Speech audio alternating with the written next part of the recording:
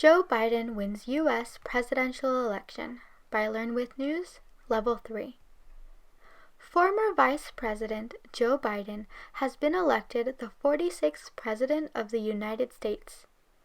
Biden's win has come after a hard-fought campaign during the height of the coronavirus pandemic.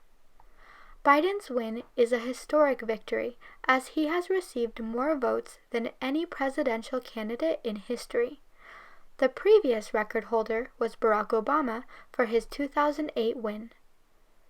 Biden's win is also significant for the fact that incumbent presidents almost never lose elections. Trump is the first incumbent president to lose an election in 28 years, and only the fourth incumbent to lose in the past 100 years. In another historic victory, newly Vice President-elect Kamala Harris will be the first woman vice president, the first black vice president, and the first Asian vice president in the U.S.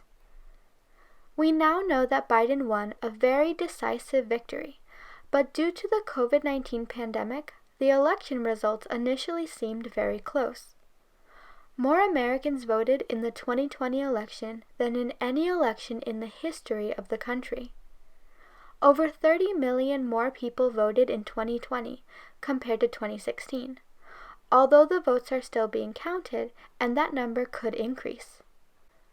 Due to the overwhelming turnout, vote counters in many states were inundated with ballots to count. More than 100 million people also decided to vote by mail, which is not common in all of the U.S. Due to the different voting and counting rules in various states, the results trickled in much slower this year than in previous years. Although all of the votes are never counted on election night, it is common for the results of an election to be known on the night itself. This is done through projections based on how many votes have been counted, whose votes have been counted, and how many votes are remaining. Organizations such as the Associated Press have complicated algorithms that count, report, and predict the results in each state. Once news organizations are 99.5% confident of the result in a state, they will call the state for one candidate. This gives everyone a clear picture of who has won the election, sometimes very quickly. In 1980, President Jimmy Carter conceded to then-nominee Ronald Reagan before the polls had even closed on the West Coast, because the projections were so strongly in Reagan's favor. It was clear before voting ended on the West Coast that Reagan had won. This was not the situation in 2020. Due to the nature of the voting this year, the counting and projection methods became far more complicated. Trump voters typically cast their votes on Election Day, while Biden supporters typically mailed them in. This meant that votes cast on the day itself were counted first, and in some states, there were huge delays as they counted the unprecedented number of mail-in ballots. Therefore, on election night, Trump took an early lead, as his votes were mostly counted first. Things started to look bad for Biden as Trump won the key swing states of Florida and Ohio.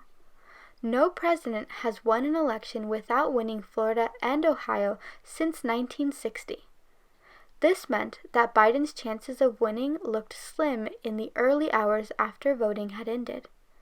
As the hours of waiting turned into days of waiting, the votes continued to be counted and Biden began to catch Trump in the remaining key states. On election night, Trump was leading in the key state of Pennsylvania by around 600,000 votes, but around 2 million votes had not yet been counted. Election Day was Tuesday, and it took until Saturday to declare a winner in Pennsylvania. Despite Trump's early lead, he needed Pennsylvania in order to have any chance of winning the election, as Biden had won many more electoral college votes than Trump. When Pennsylvania was called for Biden on Saturday, it became official that Biden had won the election. Biden has since won almost every state that people were waiting to hear the results for on election night. This includes the state of Georgia, which has voted Republican, in every election since 1992. In the end, Biden won a huge victory over Trump, but that hasn't stopped Trump from declaring the election to be rigged and denying the results. Many in the U.S. are concerned regarding Trump not accepting his defeat and not conceding, which is tradition. Although only a minority of voters in the U.S. believe Trump's claim, that has not stopped him from continuing with his lies that the election was rigged. There is absolutely no proof of any cheating, fraud, or rigging of the election. In fact, one recent study found that this was the most secure election in history. On January 20th, Trump will leave the White House and cease to be president.